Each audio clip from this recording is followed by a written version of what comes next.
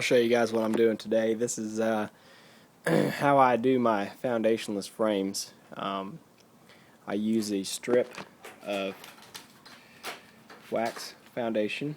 This is pure wax foundation, and what this actually came from was this was a full sheet with wires run through it to go into a deep frame. I turned it sideways parallel with the wires. You can see all the wires here.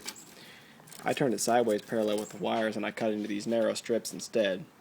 And so I'm going to put it here in the frame, just let it sit right there in that bottom groove, and then I use a bit of molten wax and drip some wax right along that seal, and I basically glue it in place with the wax to make sure it doesn't fall out when I flip the frame over. So it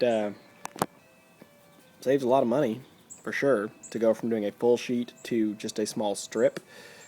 Plus I don't have to actually, this is a groove top bar, not a wedge top bar, so I'm not having to actually break out the wedge and then nail it back in around my foundation. So I got this one set up here, and I'll just try to set the camera so we can see, and we'll glue one in place for you. I'm not sure how I can do it for sure. I might just have to do it with my hands, but you can see my little tub here. There's water in the bottom and then wax on top. The wax looks really nasty brown because I actually accidentally burned it yesterday. But suck it up with a turkey baster. See how that's real watery looking and then turns brown? So there's your wax. It's the dark brown. But there's nothing wrong with it that it has that brown color to it. I suppose it wouldn't be very desirable for a candle. But anyway, we'll just barely dip in here so we're on the surface. Suck up primarily wax. Let it drip if it wants to. Probably won't this time. And then we come over here, and I just put a couple, just kind of real light squeeze it, let it run out a little bead. This turkey baster likes to drip on me, so I've lost a lot. There it goes. And put it back in the tub. And that's it. We're waxed in place. So we'll just let it stand up, let it sit there for a second while that wax cools. And I'm actually going to slide this one forward out of my way. And I've got another box of frames over here. Can you hear my daughter's talking? She says hi to everybody. And we're set up and we're ready to go with another one. So anyway, it's just, you can see here's the finished product. Just a frame with the strip glued in it.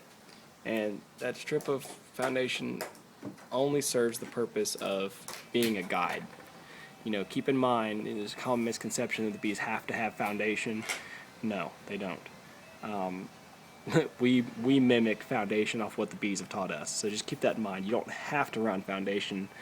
I'm going foundationless just from a sort of natural standpoint that I believe in my brood nests. All of my honey supers, I run plastic foundation in them so they have the extra rigidity for when I extract. But anyway, I'm going to keep on priming some frames like this. And I got a special request from someone that watches all my videos that actually came over to the house the other day and works in beehives with me. And he has asked that, he said, I really like your videos, everything's really good, but my only complaint is that you never show your face. He said, I think it's really important. People watch your videos, they just want to see what you look like. They just want to know who the man behind the camera is. So I'll try to get around to that on one video. I don't have any personal issues with it. Some people don't show their face because they're scared that someone on YouTube is going to track them down and I don't know, hurt them or something. But I'm not concerned about that. I don't give out my address. I try not to show what my house or my property or my vehicles or anything like that looks like, from a personal standpoint or whatever. But if you watch a couple of my videos close, every now and then you catch a glimpse through the veil. But the only reason I don't show my face is because I do this with my iPhone, and normally I'm holding my phone away from me, so I have to turn it around and show my face. But maybe we'll get one put together here where I can I'll get one for you all soon enough. I just feel awkward doing it too, but maybe I'll do a little intro video about the man behind the camera.